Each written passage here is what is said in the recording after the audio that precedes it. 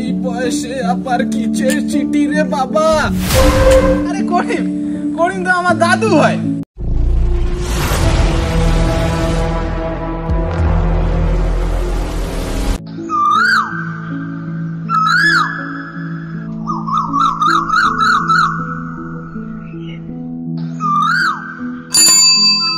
কালীচরণ বাড়িতে আছে? কালীচরণ কে?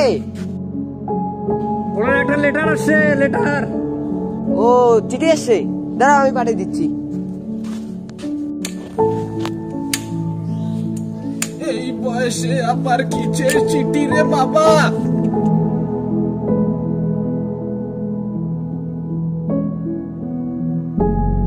কাকা কখন থেকে খুঁজতেছি, তোমার একটা লেটার আসছে। তোমার একটা লেটার আসছে। লেটার। তোমার নাম কি কালীচরণ? আমার নাম কালীচরণ। হ্যাঁ। বয়সে আবার কিসের লেটার রে বাবা? আপনি কি 2010-এ মাদ্রাসা বোর্ডের গ্রুপ ডির পরীক্ষার অ্যাপ্লাই করেছেন? অ্যাপ্লাই 2010-এ মাদ্রাসা বোর্ডের পরীক্ষার কোনো কিছু অ্যাপ্লাই করেছেন? বাবা, এই বয়সে আমি যে কখন কি খাই আমি সেটাই বলতে পারি না, তাহলে কিভাবে 14 বছরের কথা আমি এখন বলতে পারবো বাবা? যাই হোক, আমি আপনাকে লেটারটা দিয়ে যাচ্ছি। আপনি এক্সাম দিতে যাবেন। আপনার পোস্টিং পড়ছে জলপাইগুড়িতে। আপনার পরীক্ষার পোস্টিং পড়ছে জলপাইগুড়িতে। জলপাইগুড়িতে পরীক্ষা দিতে যাবেন। তুই একদিন পরে আমার পোস্টিং উপরে হয়ে যাচ্ছে, আমি এই পোস্টিং নিয়ে কি করব রে বাবা? ঠিক আছে, আপনি যান, আমি আসি।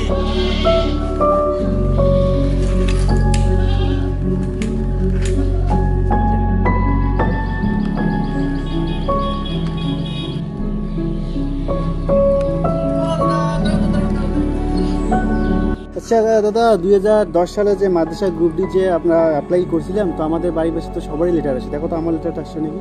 কি নাম তোমার?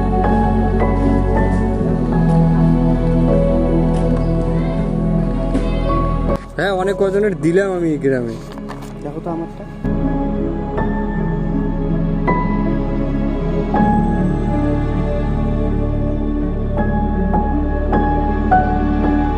না দাদা, আপনারটা আসেনি। না দেখো না, দেখো না, একটু ভালো করে দেখো না। না, আমি দেখলাম তো, যেখানে অ্যাপ্লাই করছি তো, দেখো না। 12 থেকে 15 জনের ছিল, আমি তো দিয়ে দিলাম। তার মধ্যে আরেকটা লেটার আছে, আসেনি। তোমারটা আসেনি। আমারটা আসলো না। না, তোমারটা আসেনি। আর আসলে তো আমি দিয়ে দিতাম না।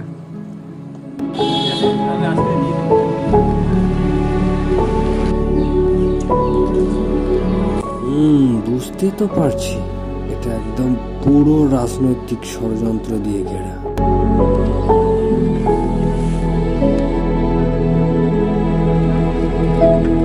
ভাই এদিকে শুনতো, বললাম এদিকে আব্দুল কাদেরের বাড়ি কোনটা ভাই?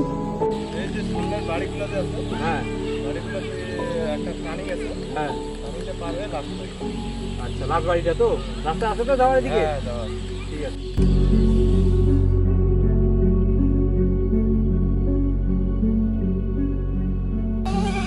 আব্দুল কাদের বাড়িতে আছে? আচ্ছা দাদা, কি আসছে? আচ্ছা, বললাম আপনি কি 2010-এ কোনো মাদ্রাসা বোর্ডের গ্রুপ ডি কোনো চাকরি ফর্ম অ্যাপ্লাই করেছেন? একটা লেটার আসছে। এই কল লেটারটা যদি 10 বছর আগে আসতো দাদা, তাহলে আমি পরীক্ষাটা দিতে পারতাম। এখন আমি কিভাবে পরীক্ষাটা দিব? আপনি তো দেখতেই পাচ্ছেন আমার অবস্থা। ঠিক আছে, বুঝতে পারছি আমি। তাহলে ঠিক আছে, আমি আসি তাহলে।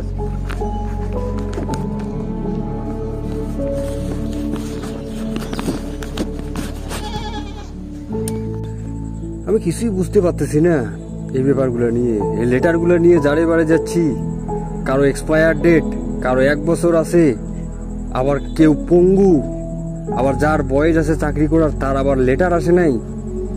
আমি কিছুই বুঝতে পারতেছি না এখানে কি। এখানে মনে হয় পলিটিক্স কিছু করছে। আর 14 বছর পর কল লেটার, আমার আমাদের পশ্চিমবঙ্গ সরকারের এই অবস্থা, তো এরকম তো হবেই। ভাই তোকে ডাকলাম আমি যে কারণে, আমরা যে 2010-এ যে মাদ্রাসা গ্রুপ ডির অ্যাপ্লাইটা করেছিলাম, সেটা কি তোর কল লেটার আসছে? না তো, আমার তো আসে নাই, কিন্তু আমাদের বাড়ির পাশে কয়েকজনে আসছে, কিন্তু ওগুলো আসা না আসা সমান, বয়স অনেক হয়ে গেছে, প্রায় 50-60 হয়ে গেছে। তাহলে এখানে মনে হয় কোনো রাজনৈতিক চাল আছে, ওইটাই মনে হচ্ছে। কারণ আমাদের বয়স এখনো আছে মোটামুটি 8-10 বছর করে আমরা ঘুরতে পারবো, কিন্তু আমাদের আসলো না। কিন্তু যাদের মোটামুটি 60 পার হয়ে গেছে, তারা করতে পারবে না, তাদের লেটার আসছে। এটা কিরকম করে হয়? এটার তো কোনো মানে হয় না। তার মানে এখানে রাজনৈতিক হয়তো কোনো ষড়যন্ত্র বা চাল আছে সরকারের। হতেও পারে ওইটা রাজনৈতিক চাল। এখন আর কি করব, আমাদেরও বয়সটা অনেক হয়ে গেছে, আর চাকরি বাকরি করে কি করব। বাদ দে, ছাড়, ওগুলো নিয়ে চিন্তা করে কি হবে? আমাদেরও প্রায় তো বয়স হয়েই গেছে, এখন আর ওগুলো চাকরি নিয়ে কি করবো? ওইটাই আমিও আশা ছেড়ে দিয়েছি। ঠিক আছে, চল বাড়িতে চল, চা খেয়েছি।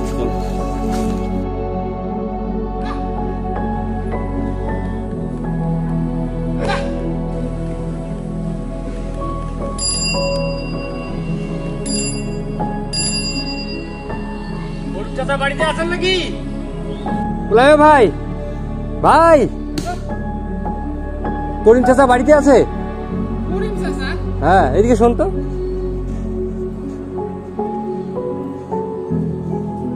কি আছে ওনার? বলেন কি আছে ওনার? বললাম 2010-এ মাদ্রাসা গ্রুপ ডির একটা চাকরির ফর্ম ফিল আপ করেছে, তো আসছে, কল লেটার আসছে আর কি। তো করিম চাচাকে একটু ডেকে দিন না, ওনার একটা লেটারটা। আরে করিম, করিম তো আমার দাদু হয়। ও তো ডেকে দিন না ওনাকে। আরে ওনার মারা যাওয়ার আজকে প্রায় 10 বছর হয়ে গেল, তাহলে কিভাবে ওনাকে ডেকে দেবো? আর এখন এটা লেটারটা আসলো, আরে এই লেটারটা নিয়ে আমি কি করব? এটা বরং আপনি নিয়েই যান। খুবই দুঃখিত আমি, লোকটা যেহেতু এই পৃথিবীতে নেই, আফসোস লাগতেছে। ঠিক আছে, ঠিক আছে, আসেন। ঠিক আছে।